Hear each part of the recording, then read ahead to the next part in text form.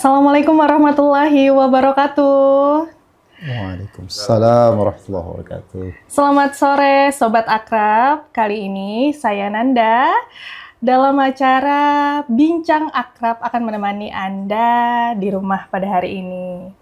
Tentunya seni sastra di Kabupaten Kota Baru terus berkembang melalui integrasi nilai-nilai lokal, tradisi lisan, dan juga kiprah dari Dewan Kesenian Kota Baru, yang dimana melahirkan karya-karya yang luar biasa khususnya di dalam dunia sastra dari berbagai festival kebudayaan. Seperti ada program salah satunya SMS atau Seniman Masuk Sekolah. Dan juga ada beberapa festival kebudayaan yang diperlombakan seperti musikalisasi puisi dan juga berbagai macam pagelaran pertunjukan seperti teater tradisional Mamanda dan lain-lain. Nah, kali ini ada spesial bintang tamu yang bergabung dalam Bincang Akrab kali ini. Siapa lagi? Siapa bukan yang sering kita dengar, Bapak Haji Ahmad Fitriadi, SHM Hum. Ya, Halo Bapak aja. Ya, sehat. Apa kabar Bapak? Alhamdulillah sehat Alhamdulillah. dan benar. Oke. Bapak selain di dunia kesenian, khususnya seni sastra, Bapak juga sekarang menjabat Inspektor istilahnya. Inspektorat, Ya, inspektorat. yang Ya, dimana dalam mengawasi pemerintahan yang ada di Kabupaten Kota Baru. Ya. Bapak juga aktif di bidang kesenian, khususnya seni sastra Pak lah, Seni yang sastra. ada di Kabupaten Kota Baru. Pak, untuk awal kita bincang di awal ini, apa sih yang membuat Bapak itu jatuh cinta pada kesenian sastra khususnya, Pak? Terima kasih Mbak Ananda ya. Mbak Ernanda, ya? Pak. Ernanda Ini ya. Nanda aja, Pak. Ya. Nanda ya. Nggih. Terima kasih Mbak Nanda. Senang sekali pertama diundang dalam acara ini. Pertama ketika dihubungi oleh kawan-kawan dari Disparpora, saya kira wah ini acara bagus nih kan. Harus diikuti dan tidak boleh dilewatkan. Jadi kalau bicara tentang kesusastraan, sastra terutama pembacaan puisi, sejarahnya tuh lama ya. Awal jatuh cintanya itu barangkali sejak masa-masa puber kita juga dulu, waktu SMA ya. Iya. Ya. Jadi waktu itu masih berusia belasan tahun, masih duduk di sekolah menengah tingkat atas, tepatnya di SMA Negeri Kota Baru dulu. Dulu belum ada SMA 1, belum ada SMA 2, ya yang ada tuh cuma satu ya, SMA Negeri Kota Baru. Jadi ya sejak berkenalan dengan guru-guru bahasa Indonesia saya masih ingat nih, termasuk bapaknya Nanda ya. Di SMA. Saya kok melihat, wah ini asik juga nih. Walaupun sebenarnya saya sendiri di sekolah itu di biologi, jurusan A2 biologi, tapi ya namanya hobi ya, senang di kesusastraan. Jadi awalnya memang senang menulis dan senang membaca, ya. Jadi senang menulis dan membaca. Dulu kan waktu di SMA itu kita punya mading ya, majalah dinding SMA ya. Nah itu saya tidak pernah ketinggalan, setiap minggu itu membuat tulisan, baik itu puisi maupun cerpen. Nah, jadi awalnya di situ sih, awalnya di situ. Kemudian biasalah sekolah-sekolah seperti SMA negeri, karena SMA negerinya satu-satunya di Kota Baru dan sering ada juga festival-festival, lomba-lomba ya. Jadi ya pengen juga sekali-sekali mengikuti kegiatan seperti itu. Nah, ketika sering ikut lomba mewakili SMA. Nah, baru di situ kemudian dilirik oleh senior-senior kami di Dewan Kesenian waktu itu. Ya, sejak itu ya mulai asik lah. Jadi sejak SMA asik terutama di dunia sastra, membaca puisi dulu. Kalau menulisnya lebih senang ya karena untuk kalangan SMA saja, ya untuk kawan-kawan sepantaran lah bahasanya kan. Sampai terbawa setelah selesai di SMA, kuliah. Kuliah. Nah, kuliah. Saya ini termasuk oleh kawan-kawan dianggap orang yang membelot. Iya. Boleh tahu Karena Pak, iya, kuliahnya di jurusan apa ini Pak? iya. SMA-nya kan A2 biologi Ya, ya. IPA kalau sekarang IPA IPA ya. kalau Gi. sekarang IPA. Nah, pas masuk kuliahnya di Fakultas Hukum. Oh iya, cukup Yang itu ya, ya cukup jauh ya. jauh ya, notabene kan sosial ya. Iya. Oleh kawan-kawan saya dibilang, wah kamu ini pembelot katanya. Nah, pas masuk di Fakultas Hukum, ya ketemu lagi ternyata komunitas kawan-kawan di Fakultas Hukum Universitas Lambung Mangkurat Banjarmasin. Jadi awalnya itu ya diskusi-diskusi seperti ini dengan kawan-kawan senior. Kita senang baca-baca buku novel, buku-buku puisi. Ya. Waktu itu lagi zaman-zamannya MH Ainun Najib, Lautan Jilbab gitu ya.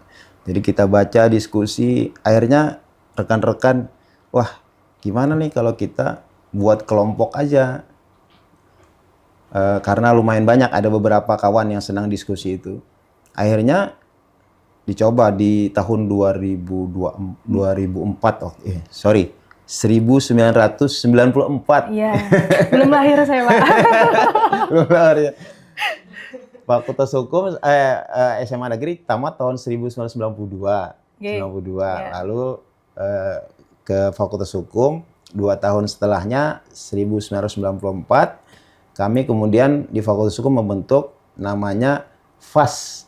FAS. Forum Apresiasi Sastra. Oh iya, FAS ya Pak ya. FAS ya, Forum Apresiasi Sastra. Awalnya memang di sastra, kesusastraan, kita diskusi sastra, pembacaan puisi, penulisan puisi, musikalisasi puisi dengan kawan-kawan. Karena Fakultas Hukum itu kan dekat dengan gedung olah seni GOS Taman Budaya ya, Banjarmasin ya, Taman Banjarmasin. Nah, jadi berseberangan.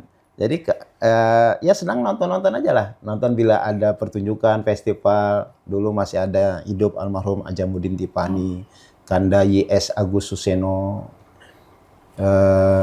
Banyaklah seniman-seniman dulu itu ya sering melihat pertunjukan beliau, wah semakin tertarik gitu kan. Jadi awalnya membentuk Forum Apresiasi Sastra. Setelah itu sepertinya setiap tahun minat kawan-kawan mahasiswa semakin banyak. Semakin banyak. Dan semakin yang datang ini juga macam-macam profesinya.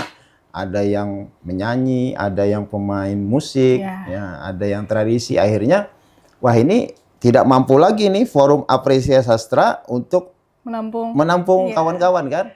Karena terbatas hanya pada sastra. Akhirnya dengan bantuan kawan-kawan Sanggar Lawang waktu itu. Nah, Sanggar Lawang itu ada Kanda YS Agus Suseno, ada Eman Hermansyah, kemudian ada Kanda Syahril, ada Kanda Syukur juga almarhum.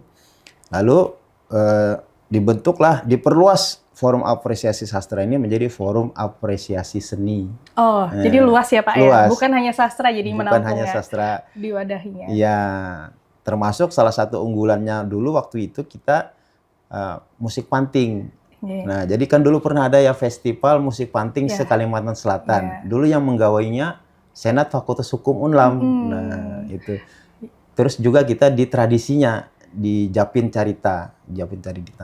Nah, sejak itu kita berkolaborasi dengan kawan-kawan Sanggar Lawang, dengan Taman Budaya.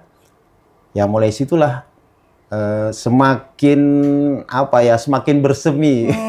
Semakin antusias dengan kesastraan karena berkumpul juga dengan rekan-rekan seniman senior di sana. Nah, termasuk juga ya ikut-ikut penampilan baik itu di teater maupun pembacaan puisi. Ya barangkali seperti itulah. Ya, cukup luar biasa sekali Bapak untuk pengalamannya sudah sangat expert di bidang kesastraan ini tentunya. Berarti Bapak awal berkarya itu tadi dari SMA sampai ke jenjang kuliah. Aktif di keorganisasian, membentuk organisasi ya Pak ya. Dengan yang Forum sampai sekarang, Mbak. Betul, sampai sekarang Forum Apresiasi Seninya masih hidup. Masih hidup sampai sekarang, bahkan masih berkembang. Tahun kemarin saya hadir di Taman Budaya, mereka melaksanakan pementasan pembakal ibat Nah, itu salah satu. Kalau di YouTube itu ada pembakar ibad. Nah, itu kawan-kawan adik-adik kami itu di Forum Apresiasi Seni Fakultas Hukum pembakar ibad. Jadi dia sekarang sudah masuk ke teater modern. Apa ya? Ya senang juga lah. Akhirnya udah berapa puluh tahun tuh ya. Iya, masih aktif. Masih aktif sampai Luar biasa. sekarang ya. Alhamdulillah. Berarti terus dikenang itu Pak. Berarti dari zaman angkatan pian sampai sekarang berarti masih terus dikembangkan Mas, tambah terus berkembang Pak lah. Betul. Okay. Untuk penulis favorit, apakah Bapak ada punya seperti motivator gitu dalam hidup Bapak? Ya. Di SMA itu pertama saya jatuh cinta itu dengan guru bahasa Indonesia saya. Okay. Tapi ini bukan LGBT ya. Iya. Artinya dalam kekaryaan beliau Mengagumi ya Pak mengagumi. ya? Nama beliau Pak Misransah, almarhum. Pak Misransah. Dulu beliau guru bahasa Indonesia kami. Dan beliau yang banyak memperkenalkan. Karena beliau kan orang Martapura ya, Kabupaten Banjar. Pertama kali diangkat di Kota Baru, datang ke Kota Baru, kemudian kumpul-kumpul juga dengan Dewan Kesenian di Kota Baru. Jadi guru bahasa Indonesia, semakin lengkap kan pemahaman pengetahuan beliau. Dan itu yang kemudian didistribusikan ke kami, termasuk saya lah. Jadi pokoknya guru favorit saya termasuk bapaknya Nanda, sangat mempengaruhi gitu ya. Jadi dalam hal, terutama di dalam penulisan, pembacaan puisi. Dulu di Kota Baru itu, kalau kita kan setiap hari jadi nih ya, setiap 1 Juni ini biasa ada festival dan seterusnya. Kalau dulu itu setiap 17 Agustus. Nah, jadi setiap 17 Agustus itu ada dulu namanya Panggung Departemen Penerangan. Oh, itu di Kabupaten Di Kota Baru, Pak? ya, Oh, iya. Panggung Depen itu. Nah, biasanya itu memang setiap tahun ada beberapa lomba yang pesertanya itu dari SMA, SMP gitu ya.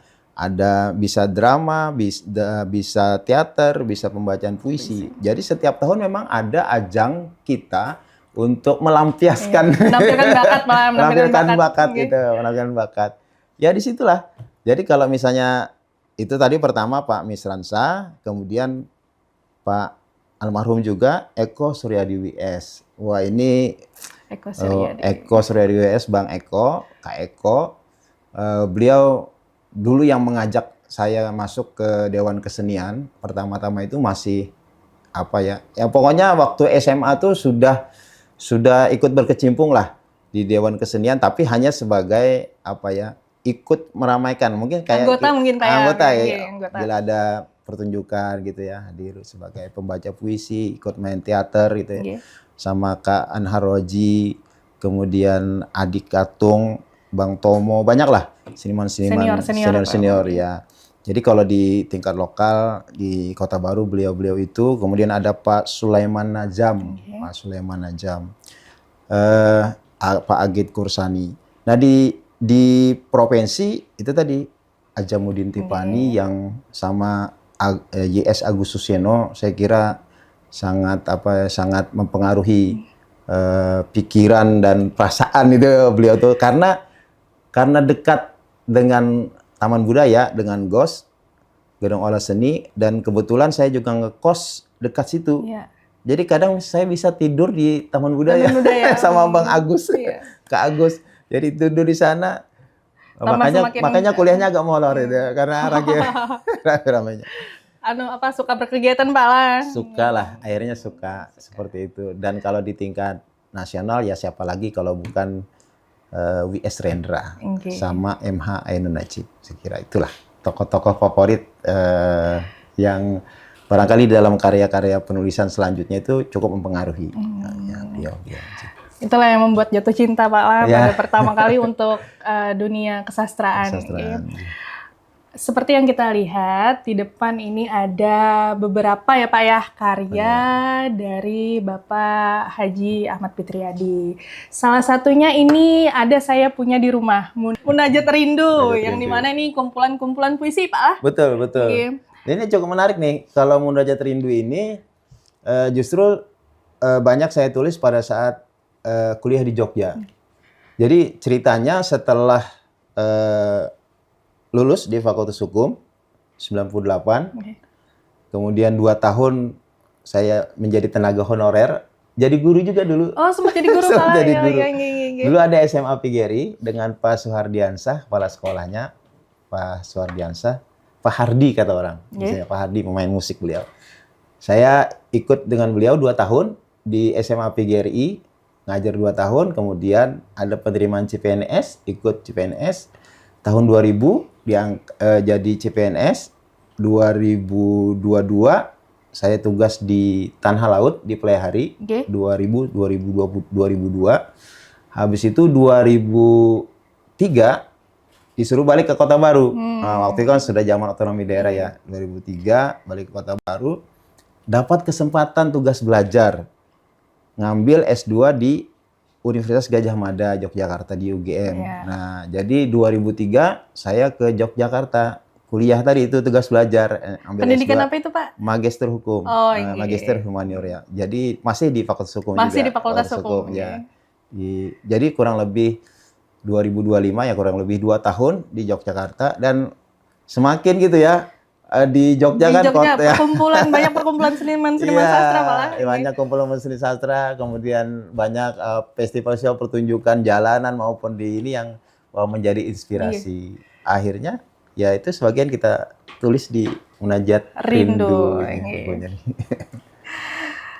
Inspirasi yang pertama tadi yang di Munajat Rindu ini dari Bapak tadi kuliah di Yogyakarta.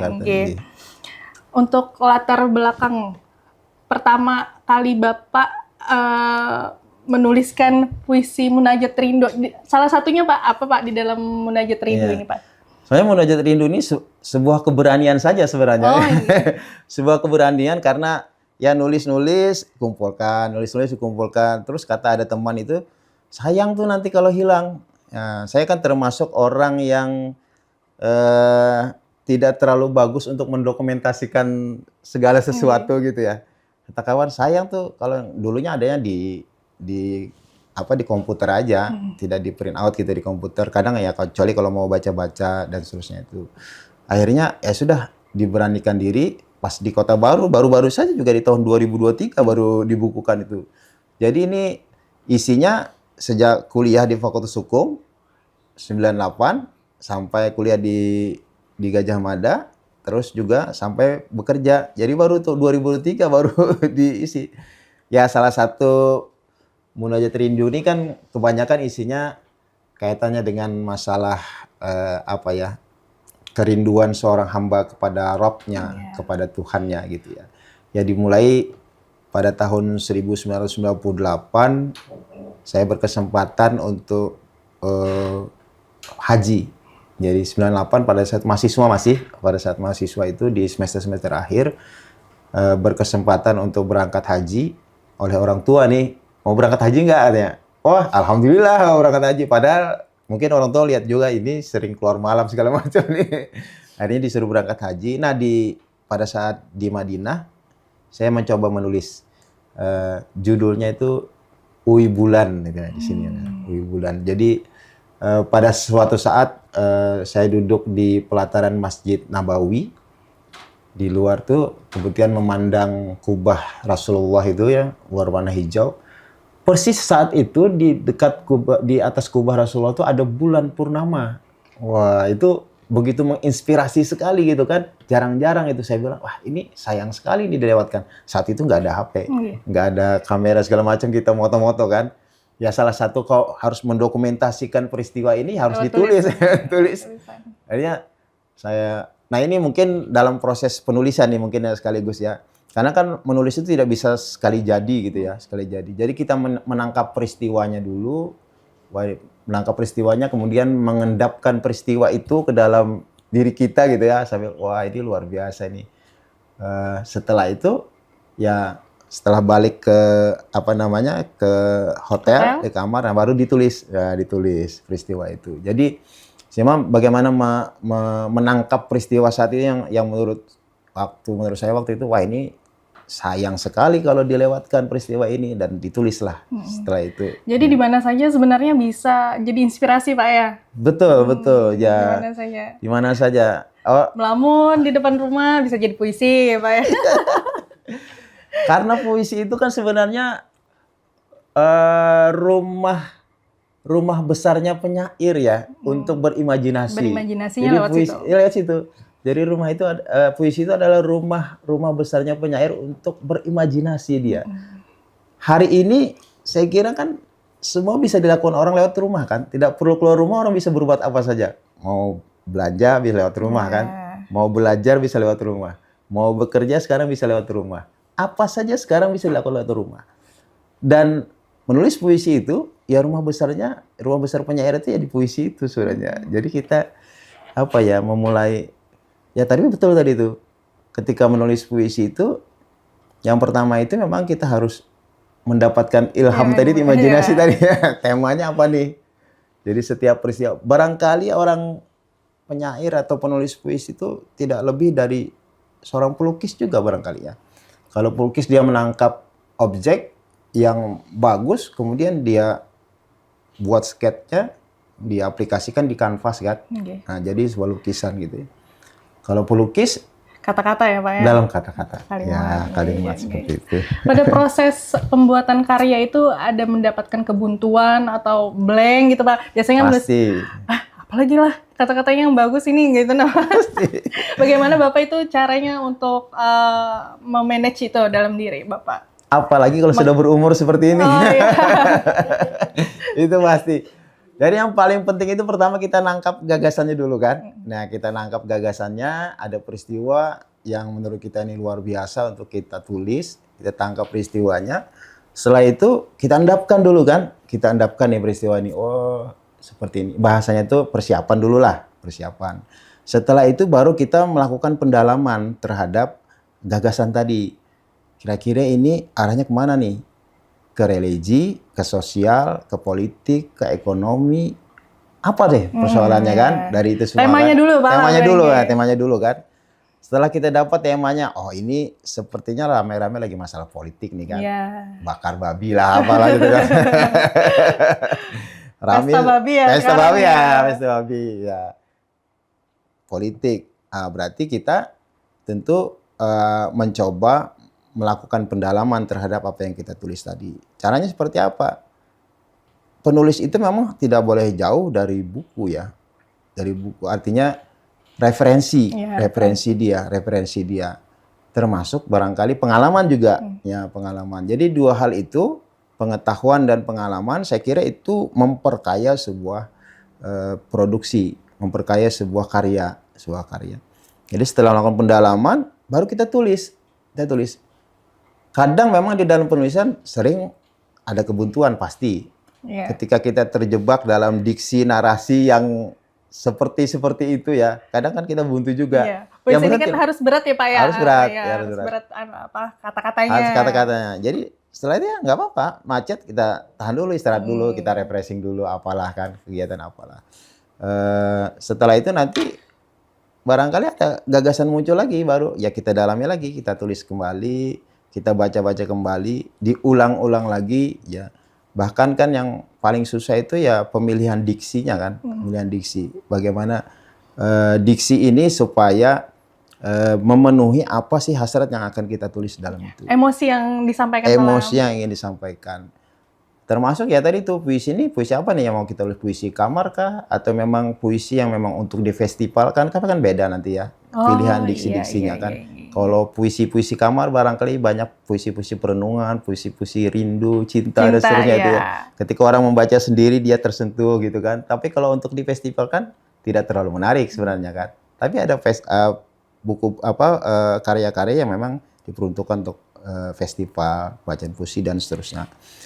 Nah, tentu di dalam penulisan harus selalu berulang-ulang kita koreksi ya sampai akhirnya yang menurut kita ini sudah memenuhi apa yang menjadi keinginan si penulis.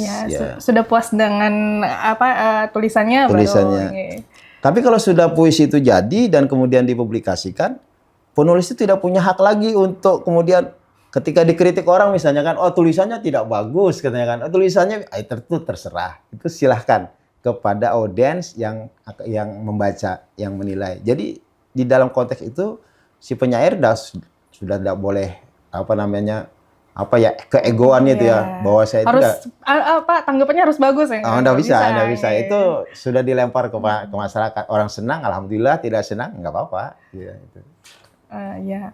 Dari 3 karya Bapak yang ada di depan, yang mana yang paling berkesan, Pak? Buku mana yang paling berkesan? Mungkin semuanya berkesan, sangat berkesan. Yang paling memorial kayak gitu, Pak, maksudnya. Ya, di Munajat Rindu, saya kira walaupun bukunya agak tipis, tapi ini memang perjalanan perpuisian gitu ya. Perjalanan saya lah. Ya, sejak SMA, kuliah sampai bekerja, banyak di sini sebenarnya di Munajat. Boleh di-spill, Pak, isinya apa? Mungkin bisa Bapak bacakan. Karena saya supaya orang-orang yang kedua memang dikirimkan Aku Surga ini. Ya, di proses kirimkan Aku Surga ini dari judulnya ya memang tidak jauh ya, masih persoalan masalah ketuhanan, kecintaan, kerinduan kita kepada Sang Rabb. Tapi juga banyak kritik-kritik sosial di sini. Dikirimkan Aku Surga ini, dan ini khusus dikirimkan Aku Surga, saya banyak menyoroti tentang kita, Kota Baru, dengan segala keindahannya. Boleh, Pak? Boleh. Izin Bapak. Oke, kirimkan Surga. Ada satu puisi dikirimkan Aku Surga ini, tapi ini lebih kepada kritik sosial. Kritik tersosial ya. Judulnya Bakar, Bakar, Terbakar. 64. Seperti bedah buku ya kita. Seperti bedah buku.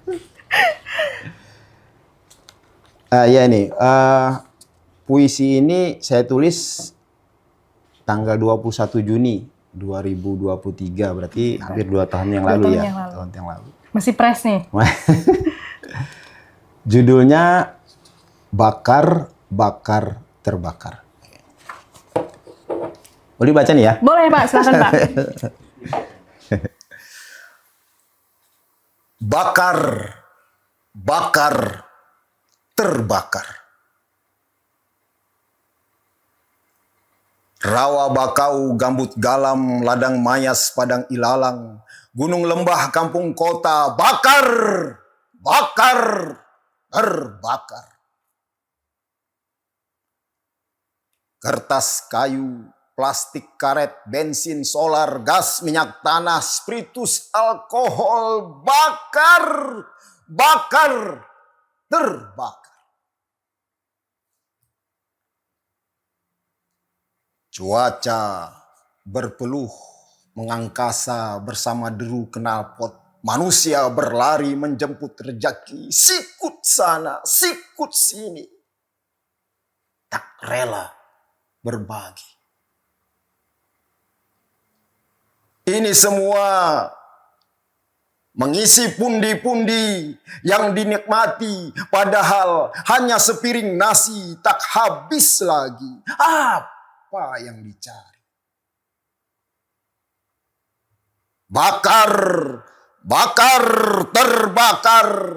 Kerikil pasir, batu, aspal, bata, semen, kawat besi, keramik, genteng, bakar, bakar, terbakar. Upah pekerja, sandang pangan, hiburan, sakit, utang piutang, inflasi, stunting, bakar, bakar, terbakar. Tikus-tikus menghambur kertas. Lipas buta tuli menerobos sekat yang berkarat, melipat-lipat angka, menghitamkan niat, menjatuhkan martabat dengan segala keinginan dan hasrat.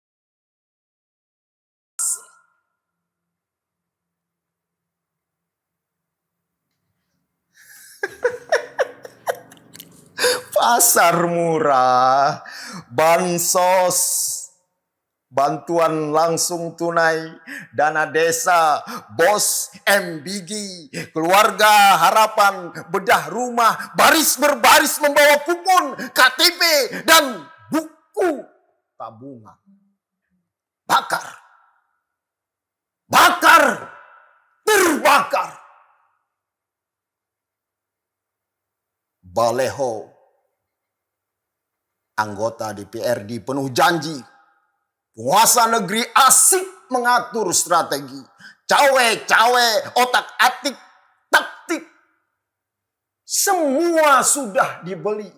Bakar, bakar, terbakar. Demikian. Tidak berkedip Paulun, Pak. masuk emosi Bapak, alhamdulillah Ya, sangat alhamdulillah. masuk ke Ya. untuk saya penikmat di sini, Pak. Terima kasih. Ya, ya seperti itulah. Nggih, pesan Puisi-puisi. emosi yang Bapak sampaikan di situ tadi cukup amarah ya, Pak ya. Ya. Jadi kadang ada juga satu puisi di sini yang apa ya? Kalau kita dari Kota Baru ke Banjarmasin, ya samping kiri kanannya tuh penuh dengan tambang liar. Sehingga jalanan nggak bisa diakses waktu itu ya.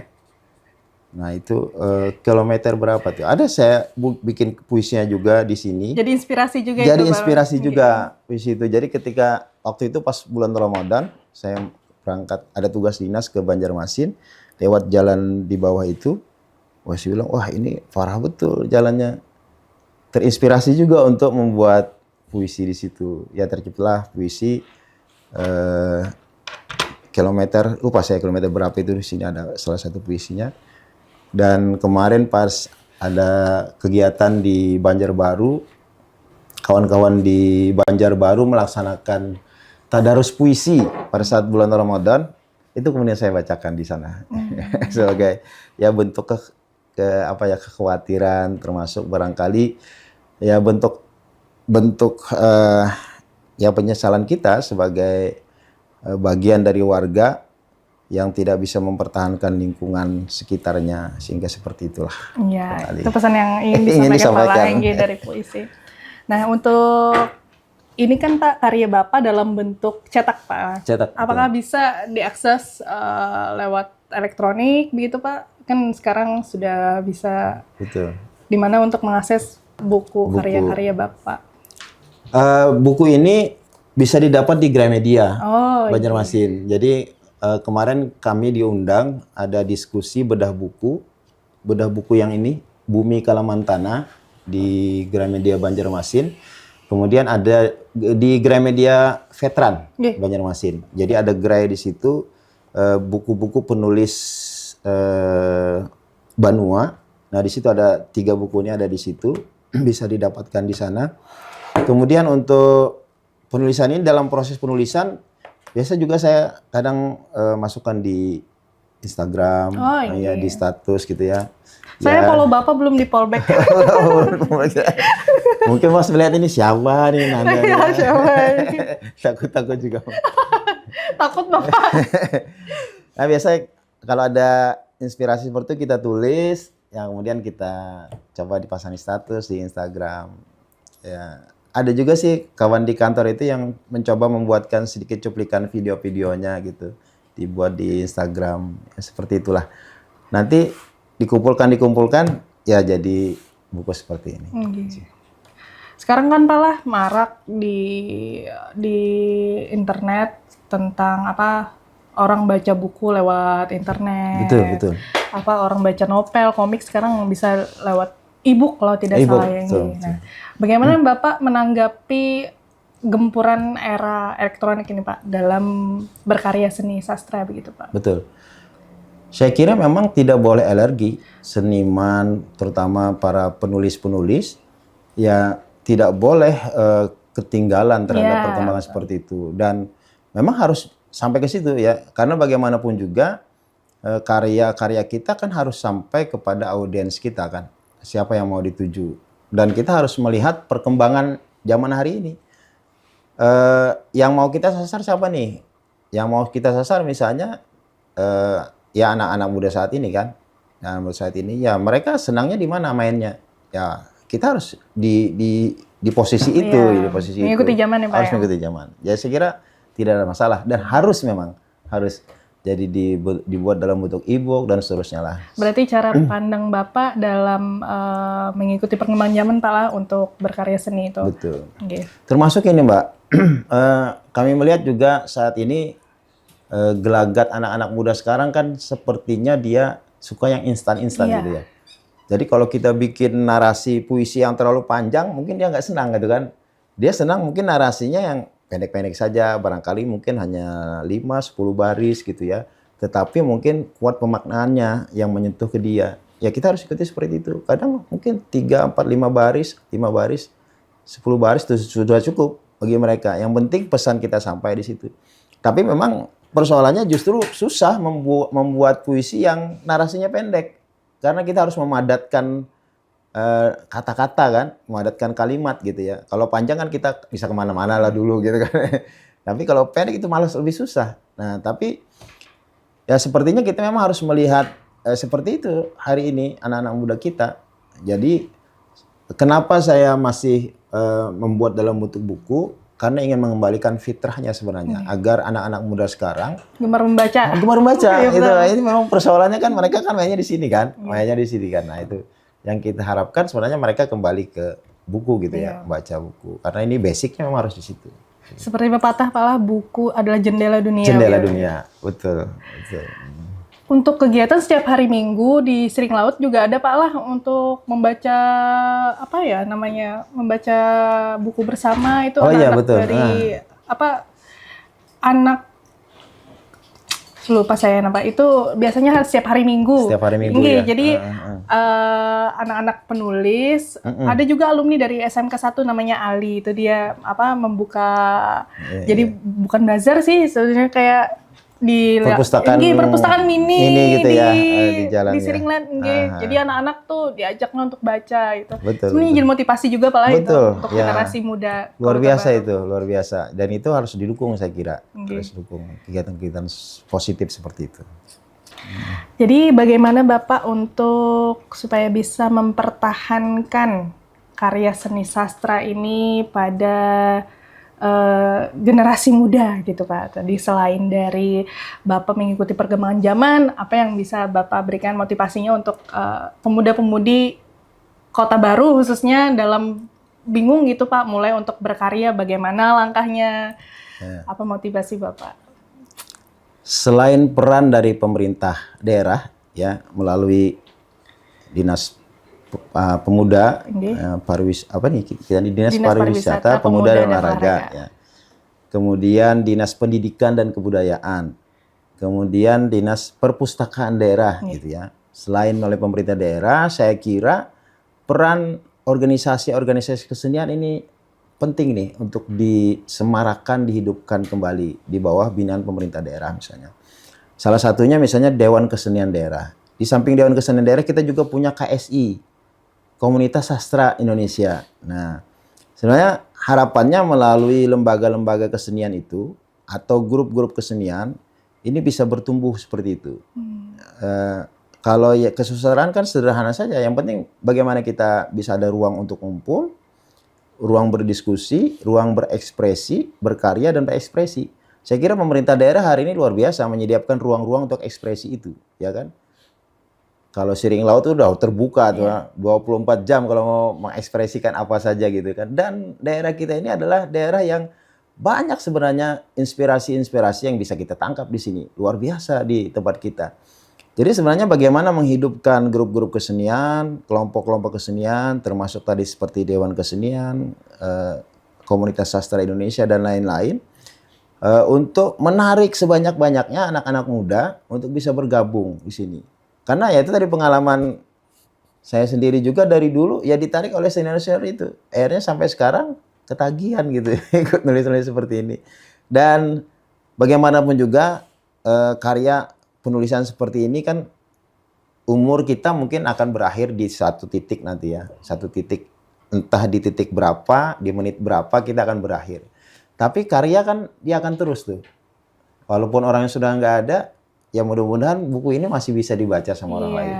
Dan buku ini mudah-mudahan bisa masih menginspirasi orang lain. Pesan-pesan yang dibaca mungkin mudah-mudahan masih bisa merubah pola hidup, pola sikap orang lain kan. Harapannya seperti itu. Makanya ya ada kewajiban moral juga sih sebenarnya menulis di dalam puisi ini hal-hal yang baik yang bisa kemudian diikuti. Ya, jadi inspirasi. Jadi inspirasi. Ya Bapak, untuk sebelum penutupan terakhir nih Pak, dari banyaknya inspirasi Bapak, banyaknya seniman-seniman yang Bapak kagumi, jadi motivator dalam hidup Bapak, apakah ada salah satu quote yang bisa menjadi pengingat atau pedoman dalam hidup Bapak gitu? Ada Pak? Seperti saya sampaikan Atau di awal kutipan, tadi, nggih? ya di awal tadi itu menjadi orang baik itu apa ya? Menjadi orang baik itu sebuah keharusan ya. Menjadi orang baik itu. Tapi ada satu lagi yang memang harus menjadi penyemangat kita, bahwa baik itu tidak cukup, tapi kita juga harus bisa menjadi orang benar. Jadi mungkin quote itulah, baik dan benar. Makanya ketika kawan-kawan bila bertemu dengan saya, bagaimana kabar? Alhamdulillah, baik dan benar. Gitu. Ya, tadilah semangatnya. Ya, semangatnya baik dan benar. Ditularkan. Harus ditularkan. Jadi kita harus menjadi orang baik dan kita harus menjadi orang yang benar. Kira-kira itulah quote-nya gitu ya. Bagaimana kita menjadi orang baik dan benar.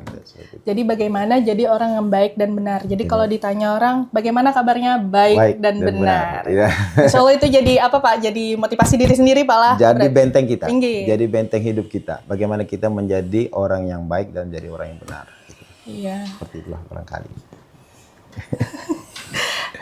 Untuk para sobat akrab, tadi yang mau karya Bapak bisa langsung saja ke Gramedia Banjarmasin ya Pak ya? Tersedia di Gramedia Banjarmasin, di Petran ataupun di Duta Mall. Yang ada sekarang di Petran. Oh, di Petran. Nggak tahu saya di Duta Mall belum ngecek sih. Ya, jadi bagi sobat akrab yang mau menikmati hasil karya-karya beliau, boleh langsung. Atau bisa hubungi saya. Bisa dapat gratisan.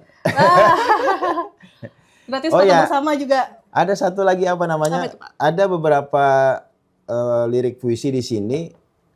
Saya kan ada Bang Idil ya di sini ya. Ada beberapa puisi yang kemudian dimusikalisasi menjadi sebuah lagu. Ya, ada beberapa. Saya sih pengennya mungkin tahun ini atau mudah-mudahan bisa tahun ini bisa ada beberapa puisi yang menjadi lagu gitu. Jadi lirik puisinya dilagukan. Sudah ada 2 puisi yang sudah dicoba menjadi sebuah lagu. Ya, itulah mungkin untuk tadi itu agar penikmatnya tidak ya kalau dia ini kan harus baca kan. Kalau jadi lagu dia kan bisa mendengar saja kan tanpa harus membaca, mendengarkan gitu. Jadi sebelum saya tutup, untuk yang musikalisasi puisi tadi Bapak musikalisasi puisi itu puisi yang dimusikkan ya, gitu Bapak? Dilagukan, puisi yang dilagukan. Oh iya. Dengan genre mungkin bebas atau bagaimana Bapak? Tergantung puisinya. Nah, yang ada ini saya genrenya ke tradisi. Jadi puisinya memang puisi tradisi Banjar yang kemudian dilagukan. Sempat ada festival di Siring Laut Pak lah? Festival musikalisasi puisi yang diperlombakan. Mungkin itu saja bincang-bincang kita hari ini Bapak. Semoga apa yang Bapak sampaikan itu bisa menjadi inspirasi, motivasi bagi pemuda-pemudi yang ada di Kota Baru untuk terus tetap berkarya, jangan malu untuk memulai Pak lah. Betul. Tetaplah cari pengalaman. Tadi simpel saja kata Bapak, di dalam kamar bisa melamun jadi puisi kamar, atau di teras jadi puisi teras gitu ya Pak. Sekarang kan orang nulis puisi kan bebas kan? Iya, bebas. Kita jangan terpaku kepada rima, terpaku kepada bebas aja sekarang. Kalau istilah Bang Asa itu, Ali Mirza Suaras itu ngaco aja nulis puisi nggak apa-apa gitu kan. Tulis saja. Nanti suatu saat akan ketemu kita punya modelnya seperti apa gitu ya. Jadi jangan lah dulu mungkin kayak zaman-zamannya Khairil Anwar, kita terbatas dengan rima-rima dan seterusnya. Kalau sekarang tulis saja. Dan ya sekali lagi sebelum menjadi sebuah puisi ya beberapa kali dibaca kan. Nah pada akhirnya mungkin ini yang sesuai dengan keinginan kita dalam menulis. Kira seperti itulah. Jadi jangan takut untuk memulai dan jangan takut untuk menulis sesuatu. Iya. Baik, terima kasih Bapak. Saya ucapkan terima kasih. Assalamualaikum warahmatullahi wabarakatuh. Jangan lupa subscribe channel YouTube Akrab Studio dan klik lonceng notifikasi biar kamu gak ketinggalan info terbaru dari kita. Ya.